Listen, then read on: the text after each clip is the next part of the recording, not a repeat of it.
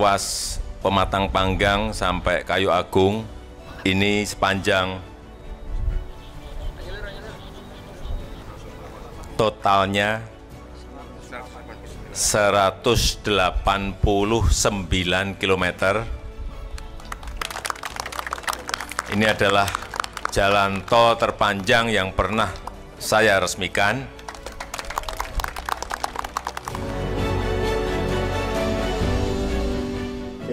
November 2019 menjadi sejarah baru bagi Indonesia. Ya, di hari inilah Presiden Joko Widodo meresmikan tol terpanjang di Indonesia, yakni ruas tol terbagi besar Pematang Panggang, Kayu Agung yang disingkat TERPEKA. Ruas jalan sepanjang 189 km ini merupakan bagian dari tol Trans Sumatera yang akan menghubungkan Lampung hingga Aceh sepanjang lebih dari 2.900 km.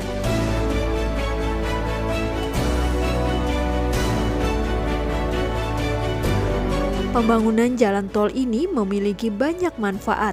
Di antaranya dapat menciptakan titik-titik pertumbuhan ekonomi baru dan menciptakan perbaikan jalan logistik yang lebih baik.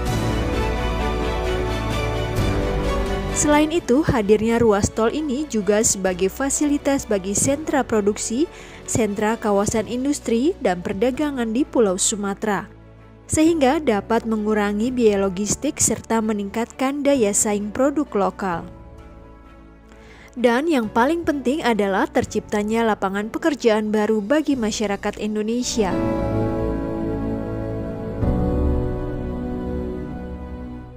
Yang paling penting, yang kadang-kadang rakyat tidak merasakan, yaitu penciptaan lapangan kerja.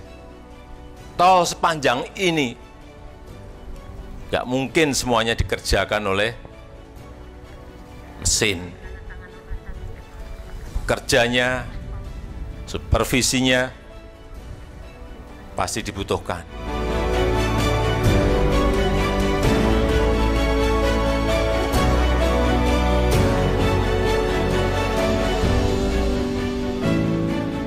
Pemerintah menyuntikkan dana sebesar 10,5 triliun rupiah untuk membangun ruas tol TERPEKA. Sementara total investasi pembangunan proyek ini mencapai hingga 21,9 triliun rupiah. Ruas tol ini terdiri dari 2 seksi, yakni seksi 1 terbagi besar Pematang Panggang sepanjang 112 km dan seksi 2 Pematang Panggang Kayu Agung sepanjang 77 km. Untuk memperlancar aksesibilitas serta perjalanan dari Lampung ke Palembang, dibangun 17 jembatan, 6 simpang susun, dan 23 underpass di ruas tol ini. Ruas tol TERPEKA mampu menampung volume kendaraan sebanyak lebih dari 6.400 kendaraan setiap harinya. Para pengguna bisa beristirahat di 9 tempat istirahat yang tersebar di sepanjang ruang tol ini. Waktu tempuh dari Lampung ke Palembang menjadi lebih efisien. Sebelumnya 10 hingga 12 jam dapat dipangkas menjadi 4 hingga 6 jam perjalanan.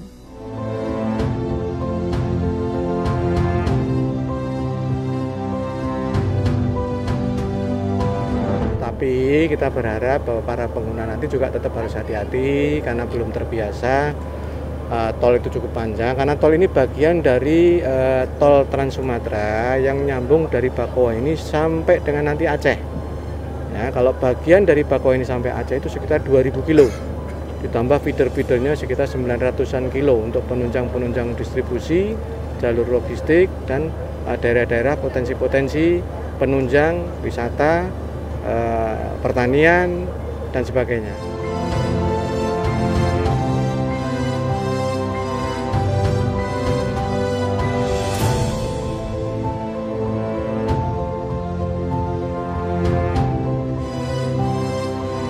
Dengan dibukanya ruas tol terbagi besar Kayu Agung ini diharapkan mampu memacu pertumbuhan ekonomi di wilayah Lampung dan Palembang.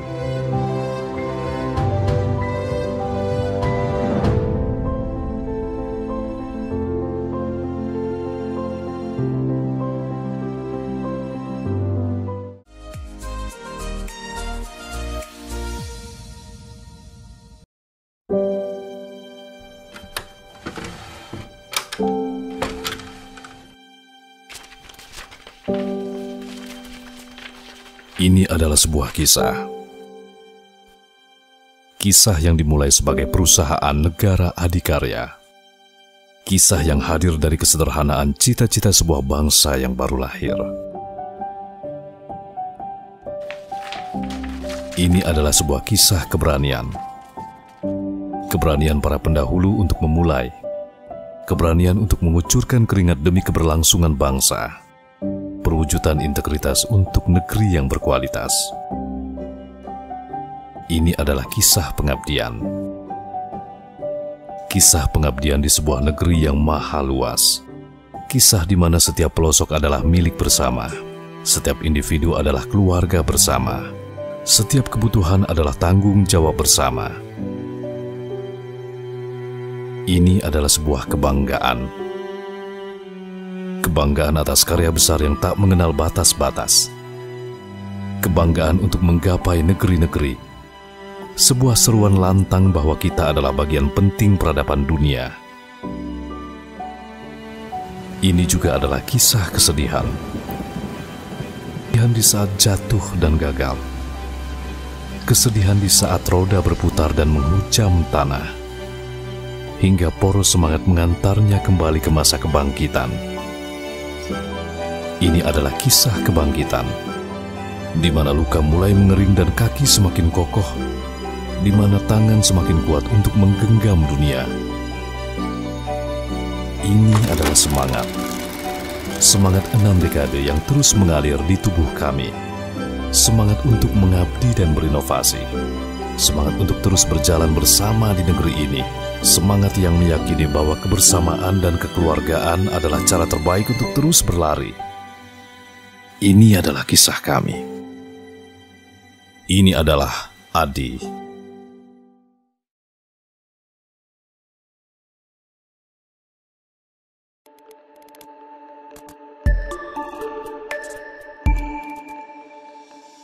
Dalam mewujudkan penyelenggaraan jasa konstruksi, khususnya hasil jasa konstruksi berkualitas, keselamatan publik dan kenyamanan lingkungan terbangun harus didukung dengan kompetensi, profesionalitas, dan produktivitas tenaga kerja konstruksi. Untuk itu, Undang-Undang Nomor 2 Tahun 2017 mengatur bahwa tenaga kerja konstruksi wajib bersertifikat kompetensi kerja yang diperoleh melalui uji kompetensi.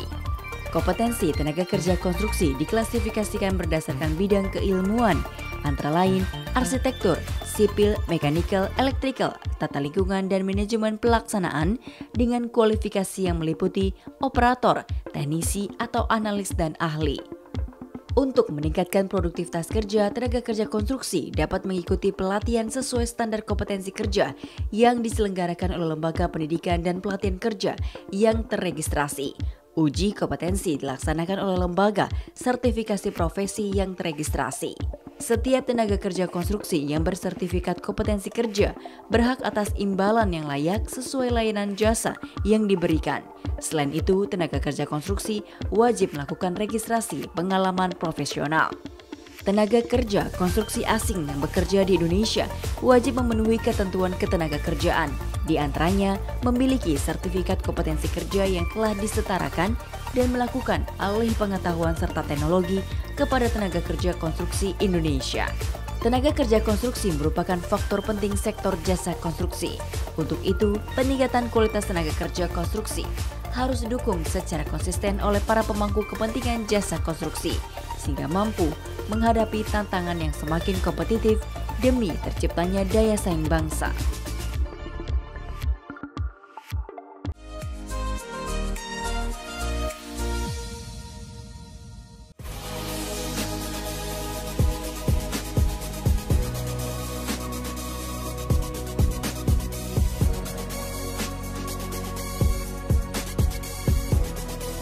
Ruas jalan tol Trans Sumatera yang juga hampir rampung pengerjaannya adalah Tol Pekanbaru Dumai. Ruas tol sepanjang 131 km ini diperkirakan siap beroperasi secara keseluruhan pada pertengahan 2020. Ruas tol Pekanbaru Dumai akan meningkatkan konektivitas kota Pekanbaru sebagai ibu kota Provinsi Riau dengan Dumai sebagai kota industri yang maju.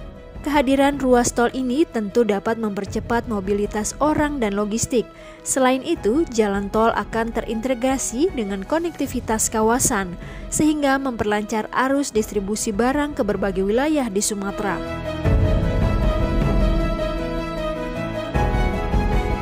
Ruas tol ini mampu memangkas waktu tempuh dari 5 jam menjadi hanya 2 jam perjalanan, dengan kecepatan rata-rata 60 km per jam.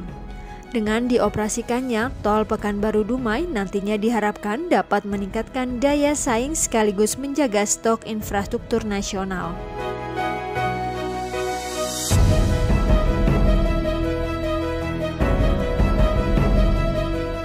Ya, kita harapkan dengan kesiapan infrastruktur seperti ini semuanya menjadi lebih cepat. Pengiriman logistik, mobilitas orang, mobilitas barang menjadi lebih cepat. Nah, semuanya arahnya ke sana sehingga competitiveness, daya saing kita juga akan semakin baik. Itu nanti kelihatan di dalam indeks competitiveness Indonesia seperti apa, akan kelihatan di situ. Kemudian juga stok infrastruktur kita juga meningkat dan naik. Ya. Ruas tol terbagi dari 6 seksi. Seksi 1 Pekanbaru Minas, Seksi 2 Minas Petapahan, Seksi 3 Petapahan Kadis Utara, Seksi 4 Kadis Utara Duri Selatan, Seksi 5 Duri Selatan Duri Utara, dan Seksi 6 Duri Utara Dumai. Dibangun sejak Juli 2017 silam oleh PT Hutama Karya. Total biaya investasi yang digelontorkan untuk membangun ruas tol ini lebih dari 16 triliun rupiah. Ada tantangan tersendiri dalam pembangunan jalan tol. Beberapa titik terdapat persinggungan dengan pipa minyak, gas, serta jaringan listrik. Jadi ini kita lagi berada di ruas Pekanbaru Dumai dan medannya memang sangat sulit sekali. Ini ada ruas dengan tanah humus sedalam 3 meter sehingga harus diselesaikan dengan konstruksi yang berbeda. Di seberang sana juga ada lagi tanah gambut yang harus juga diselesaikan dengan konstruksi yang berbeda lagi. Di sebelahnya nanti juga ada tanah rawa yang juga penyelesaiannya juga memakai konstruksi yang berbeda lagi. Tetapi Kementerian PU, Kementerian BUMN semuanya siap.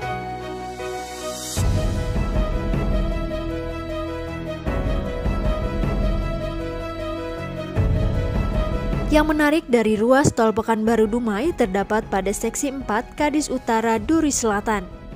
Jalan sepanjang 26,25 km ini melintasi kawasan Suaka Marga Satwa, Balai Raja, dan Siak Kecil, di mana keduanya merupakan koridor perlintasan gajah Sumatera dengan populasi sekitar 50 ekor. Karena itulah telah disiapkan 4 terowongan perlintasan gajah sebagai bentuk harmonisasi infrastruktur dengan alam. Terowongan gajah disiapkan dengan bentang 25 hingga 45 meter dan tinggi 5,1 meter. Terowongan ini juga dihiasi tanaman hijau agar menyerupai habitat aslinya di alam.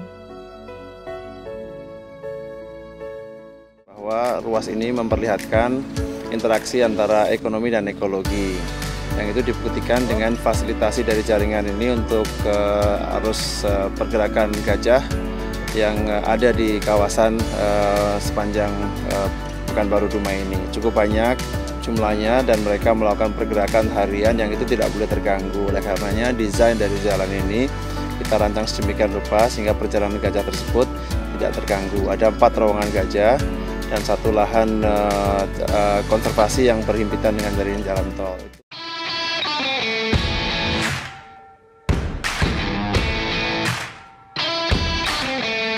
Ruas tol Pekanbaru Dumai direncanakan memiliki 6 simpang susun, yakni Simpang Susun Minas, Kadis Selatan, Kadis Utara Duri Selatan, Duri, dan Duri Utara. Tol ini akan dilengkapi dengan 7 buah gerbang tol dan 10 tempat istirahat dan pelayanan yang terdiri dari 6 tipe A dan 4 tipe B.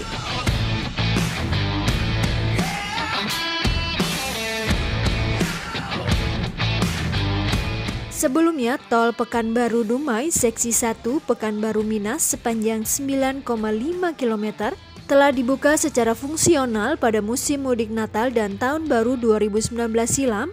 Volume kendaraan mencapai 40.518 kendaraan golongan 1.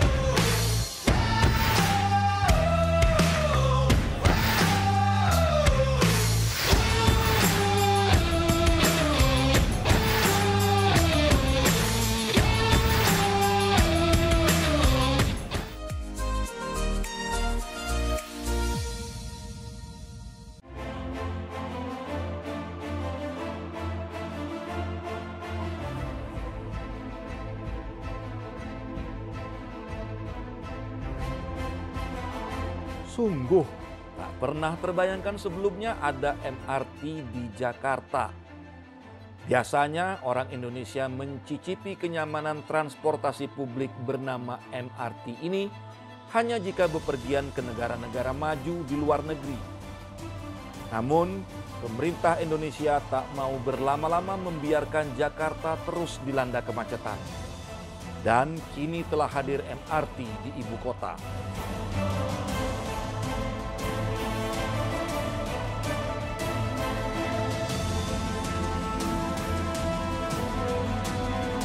Tak cuma MRT yang dibangun di Jakarta, pemerintah juga menyiapkan Light Rapid Transit atau LRT.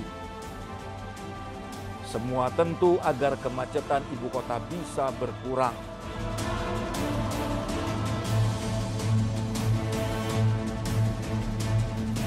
Lantas, seperti apa sebenarnya kehadiran transportasi publik yang nyaman di Jakarta? Saksikan program Indonesia Bangga, episode babak baru transportasi ibu kota, hanya di PUPR TV. PKPT mempunyai tugas melaksanakan penelitian dan pengembangan, pengkajian kebijakan dan strategi pengembangan infrastruktur, serta penerapan teknologi hasil penelitian dan pengembangan bidang pekerjaan umum dan perumahan rakyat (PUPR).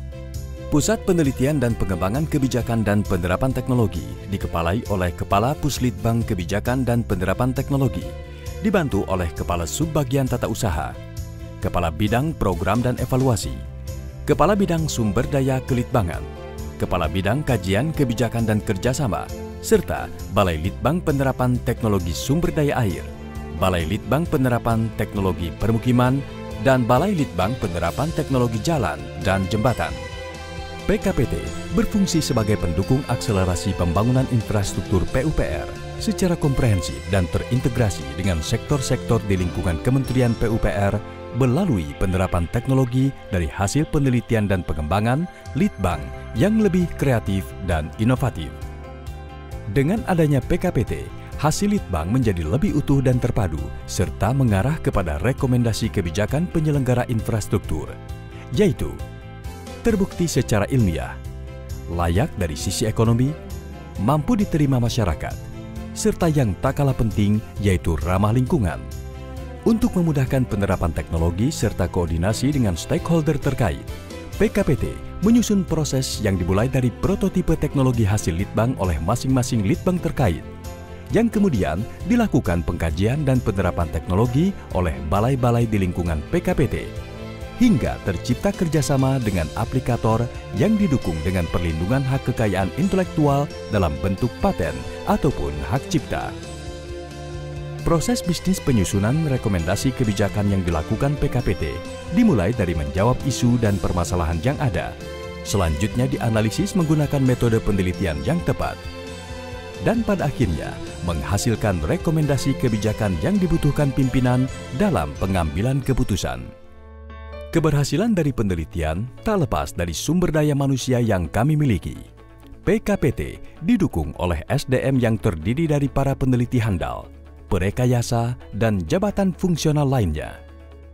PKPT memiliki sedikitnya 17 bidang kepakaran: arsitektur, antropologi, pengkajian dampak sosial dan evaluasi program, teknik lingkungan, perencanaan dan kebijakan sosial, ekonomi lingkungan, studi perkotaan dan regional, kebijakan publik, studi kemasyarakatan lainnya, ilmu kebijakan, sosiologi, kebijakan dan administrasi, teknologi dan manajemen lingkungan, ekonomi terapan, dan teknologi konstruksi. Di tingkat manajemen, PKPT didukung oleh para pejabat struktural yang kompeten dan profesional di bidangnya. PKPT menyediakan data dan informasi kebijakan infrastruktur PUPR. PKPT telah berkarya dan menghasilkan produk hasil Litbang, yaitu kajian hasil Litbang aspek ekonomi infrastruktur, rekomendasi kebijakan mendukung infrastruktur PUPR, dukungan penerapan teknologi Litbang, penyediaan data dan informasi tentang kebijakan dan penerapan teknologi, serta layanan advis sosial ekonomi, juga beberapa rekomendasi kebijakan, seperti Peraturan Menteri dan Surat Edaran Menteri sebagai dukungan akselerasi penyelenggaraan infrastruktur pekerjaan umum dan perumahan rakyat. PKPT juga menghasilkan produk Litbang Terapan, yaitu Strategi Akselerasi Pengadaan Tanah untuk Pembangunan Infrastruktur PUPR, Kajian Pengendalian Pembangunan di Kawasan Ekonomi Khusus berbasis daya dukung dan daya tampung, Kajian Perhitungan Opportunity Cost untuk peningkatan efektivitas perencanaan OP infrastruktur PUPR, Litbang Potensi Penerapan Teknologi Perumahan dan Permukiman, SPAM, dan Sanitasi mendukung penanganan kawasan kumuh. Guna mendukung stakeholder internal dan eksternal, PKPT membangun pusat data dan informasi, antara lain Laboratorium Kebijakan Infrastruktur PUPR, Instrumen Pemetaan Data Socycling Sistem Inovasi Teknologi Hasil Litbang, Teknologi Online Electronic Office System, Perpustakaan Online, Repositori Hasil Litbang, Jurnal Online, serta beberapa aplikasi untuk mendukung aspek non-teknis dalam pembangunan infrastruktur PUPR. Penyelenggaraan infrastruktur pekerjaan umum dan perumahan rakyat dimulai dari tahap gagasan, perencanaan, pelaksanaan, hingga monitoring dan evaluasi beberapa karya tersebut, seperti Advis Inovasi Tata Kelola Teknologi Updating mendukung penyediaan air minum, Advis Pemetaan Sosial Ekonomi dan Lingkungan, Advis Pembangunan Jalan, Advis Pembangunan Jembatan. Untuk informasi lebih lanjut, kami bisa dihubungi di http://litbang.pu.go.id/pkpt, email pkpt@pu.go.id, telepon 021 727 84641, atau kunjungi media sosial kami Puslitbang Kebijakan dan Penerapan Teknologi, Facebook @puslitbangkpt, Twitter @puslitbangkpt, Instagram @puslitbangkpt, YouTube PKPT Kementerian PUPR.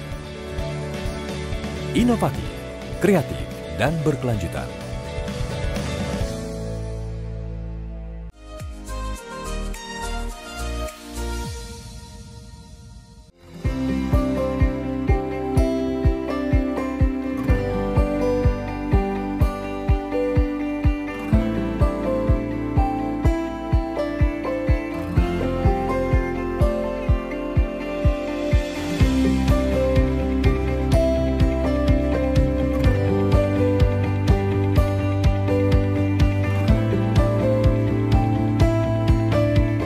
Menargetkan akan membangun 2.500 km jalan tol pada periode kedua Presiden Jokowi. Diperkirakan akan memakan biaya hingga 375 triliun rupiah. Pembangunan tol tersebut salah satunya Trans Sumatera.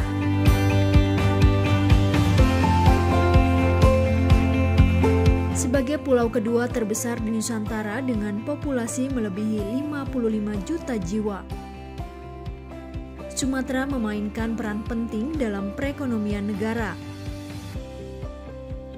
Beragam potensi alam dan komoditas berlimpah. Untuk itu, pembangunan infrastruktur Trans Sumatera terus digencarkan Presiden Joko Widodo guna membuka akses bagi pengembangan ekonomi daerah dan menjadi prasyarat sebuah negara untuk dapat bersaing dengan negara lain.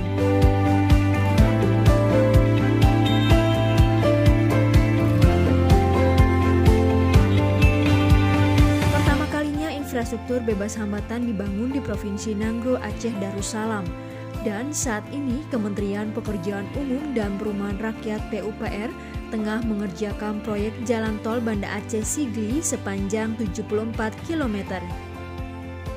Tol Banda Aceh Sigli terbagi menjadi 6 seksi, yaitu Seksi 1 ruas Padang Tiji, Selimum, Seksi 2 ruas Selimum Jato, Seksi 3 ruas Jato Indrapuri, Seksi 4 Indrapuri Blang Bintang, Seksi 5 Blang Bintang Kuto Baru, dan Seksi 6 Kuto Baru Baitus Lama. Dengan dibangunnya tol akan memangkas jarak waktu tempuh perjalanan dari Banda Aceh ke Sigli dari sekitar 2 hingga 3 jam menjadi 1 jam perjalanan. Pembebasan lahan menjadi salah satu kendala dalam setiap pembangunan jalan tol. Namun nampaknya pemerintah daerah maupun masyarakat setempat mendukung penuh hadirnya tol pertama di sisi barat Indonesia ini. Hal tersebut disampaikan Presiden Jokowi saat meninjau pembangunan tol Aceh Februari 2020 lalu.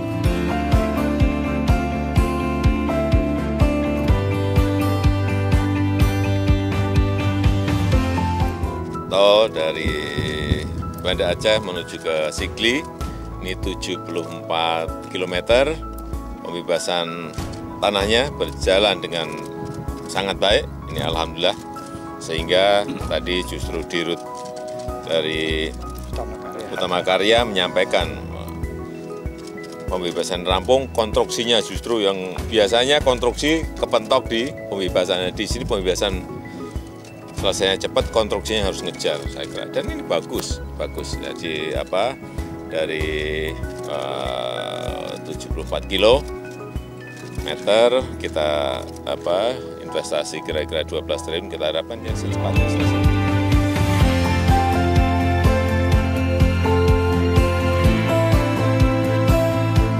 Untuk mendukung pembebasan lahan, pemerintah menggunakan skema dana talangan lembaga manajemen aset negara. Dari 6 seksi progres konstruksi yang pembangunannya mencapai 99% ada pada seksi 4 yakni ruas Indrapuri Blang Bintang sepanjang 13,5 km.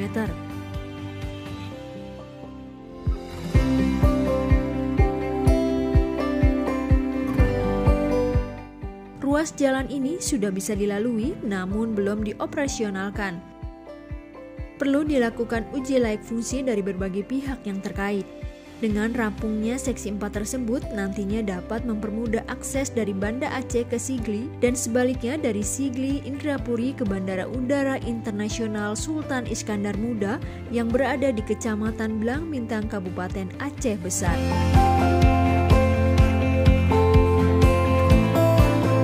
Menggandeng PT Adikarya selaku kontraktor, tol Banda Aceh Sigli ditargetkan selesai pada 2021 secara keseluruhan. Pembangunan tol Sigli Banda Aceh merupakan salah satu ruas tol Trans Sumatera yang menjadi proyek strategis nasional hingga ke Lampung. Pengerjaan jalan tol Trans Sumatera memang terus dikebut oleh pemerintah.